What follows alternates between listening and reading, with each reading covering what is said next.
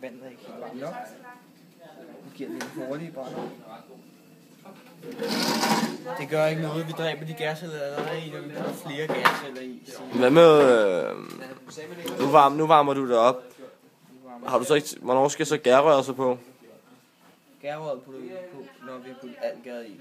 Okay. Okay.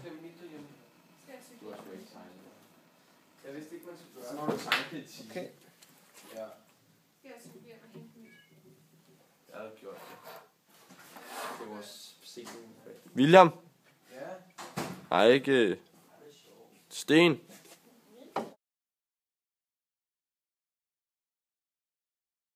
Nej, ikke... Sten? Nej. Nå, mere gær i.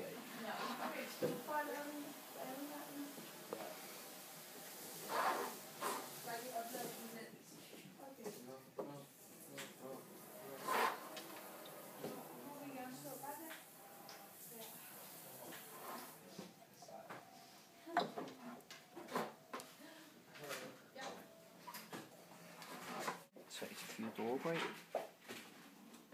Hvorfor skal der 3-4 dråber i? 4.